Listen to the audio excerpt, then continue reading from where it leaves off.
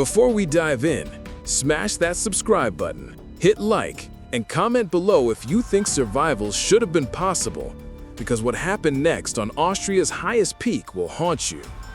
The icy wind howled across the Großglockner, Austria's tallest mountain, carrying a bitter warning to anyone daring enough to climb in winter. Snow swirled like ghostly ribbons around the jagged summit, and the darkness was absolute, except for two small pinpricks of light, headlamps cutting through the storm, inching upward, step by treacherous step. Kerstin G was 33, exhausted, her breath shallow and uneven. The snow under her boots shifted unpredictably, threatening to collapse beneath her weight.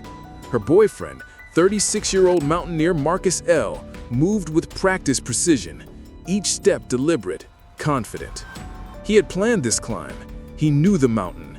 He knew the risks. And yet, something in the way he glanced back at her unsettled her. Minutes stretched into an eternity. The climb was supposed to be a challenge, a thrill, a shared conquest. But now, it was a nightmare.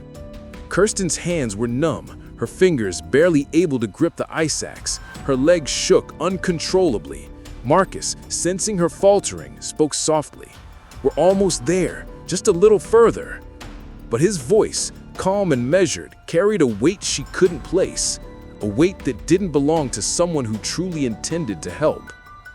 Behind them, the webcam perched on the mountain lodge captured the ascent in chilling clarity.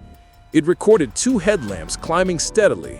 Hours later, it would show only one descending, the other vanishing into the storm as if it had never existed. Kerstin stumbled again, falling against a ridge of ice. Markus steadied her, his hands firm. "You need to move," he said, urgency creeping in. But the snow was merciless, the wind slicing at her face, and her body screamed for mercy it would not receive. Every second stretched into minutes, every breath a battle against hypothermia. By the time they reached roughly 50 meters from the summit, it was clear Kerstin could go no further. Her body refused to respond. She collapsed against the icy rock, the storm claiming her energy faster than she could fight. Markus looked down at her, the cold reflection of the snow masking any emotion in his face. Then, inexplicably, he did something that would shock the mountaineering world. He turned and started down the slope alone. The webcam captured the moment with horrifying precision. Kerstin's light disappeared into the darkness, leaving the screen hauntingly empty except for Markus's descending figure. At that moment, the mountain became a silent witness to what prosecutors would later call an unimaginable act of neglect. Back in the valley, authorities began to piece together what had happened.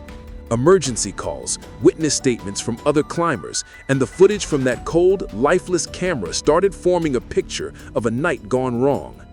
But even the investigators were unprepared for the evidence waiting at the summit. Something they had not anticipated. A clue so damning it could change everything. And that item would change everything. The chill of the Großglockner had not just frozen Kerstin's body, it had frozen the truth in place, waiting for investigators to uncover it.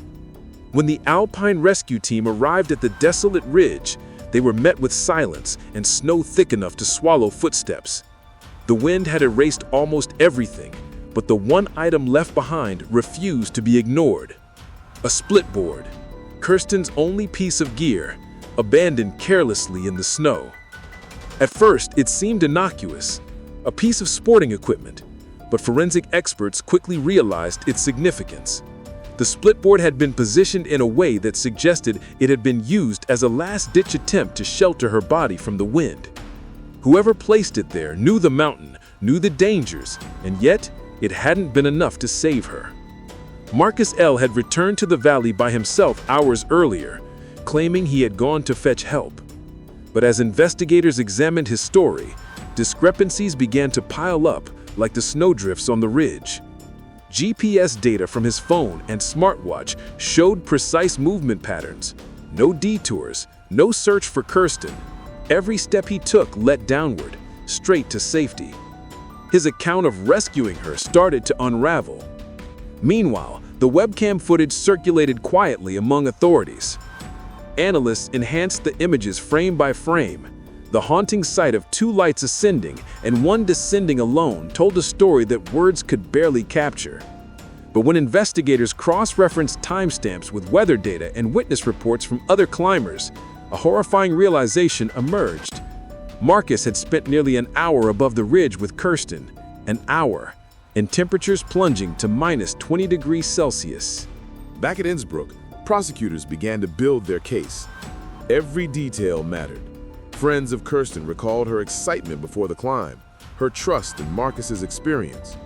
Interviews revealed that she had been a novice climber, relying entirely on him for guidance. Emails and texts confirmed that he had meticulously planned the expedition, checking weather reports and mapping the route. His knowledge gave him power.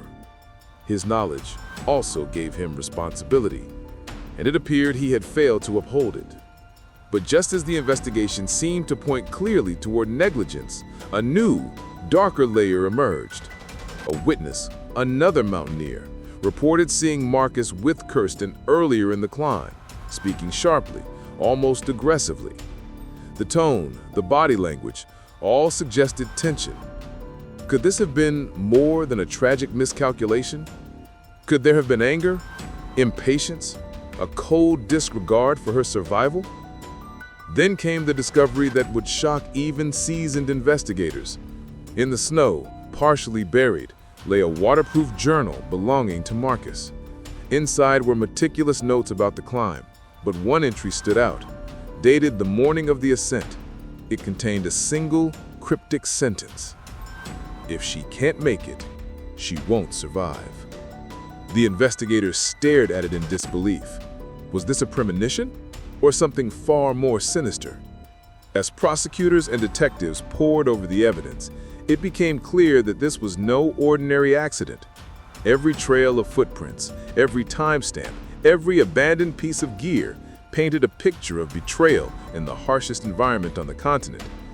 And the mountain itself, towering and indifferent, had preserved the truth in its frozen silence. The world waited, breathless, as the case moved toward charges. But just as it seemed the story was reaching its peak, a new, darker layer surfaced. Someone else had been on the mountain that night. Someone who might have seen more than anyone expected. Before the trial even began, the alpine community was abuzz. Everyone knew the footage.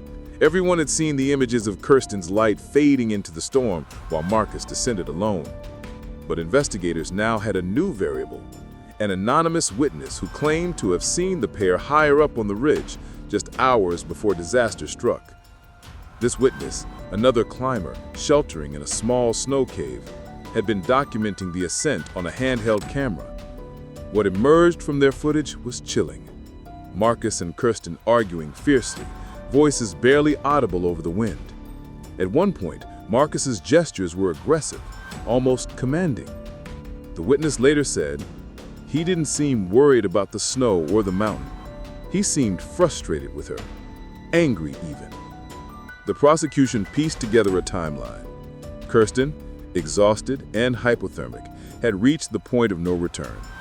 Markus, armed with knowledge, strength, and planning, had choices, and he chose to leave her. The mountain's unforgiving cold did the rest. Yet the witness's footage introduced a new layer of complexity. There was a window, a moment, when rescue could have been possible. And that choice not made, prosecutors argued, was the line between tragic accident and criminal negligence. When Markus was finally brought to court, the tension in the room was palpable. His demeanor, calm, almost detached, contrasted sharply with the grief-stricken families in the gallery. The jury listened to the webcam evidence, the GPS trails, the split board, the journal, and now the witness footage. Every detail, every freeze frame pointed toward a chilling conclusion. Markus had abandoned Kerstin, leaving her to die in conditions any human could not survive. But just as the case seemed airtight, the defense revealed its bombshell. Another climber, a distant acquaintance of Markus, testified that Kerstin had, earlier in the climb, insisted on pushing for the summit despite exhaustion. According to the testimony, Markus had repeatedly warned her, tried to get her to turn back, and even offered shelter, which she refused. The courtroom collectively held its breath. Could this tragedy have been unavoidable? A collision of inexperience and nature's fury? The jury deliberated for hours, each detail scrutinized, each timeline replayed in their minds. Outside, the alpine winds howled as if echoing the verdict. And then came the sentencing. Markus was found guilty of grossly negligent manslaughter. The mountain claimed Kerstin, but the law claimed accountability. Yet even as the case closed, the haunting images from the webcam continued to circulate online, replayed by those who couldn't comprehend how a human could leave another to die in such circumstances. The split board, the journal, the last light disappearing into the darkness, these were the permanent imprints of a tragedy that would never be forgotten. Months later, climbers returning to Großglockner reported an eerie feeling near the ridge where Kerstin had fallen. Some swore they saw a faint light, flickering like a headlamp in the distance, always just out of reach. Others whispered that the mountain itself was keeping watch, a silent testament to betrayal, hubris, and the thin line between survival and death. If this story was intense, hit subscribe, because the truth of human nature is far darker than any storm, and the mountains, they never lie.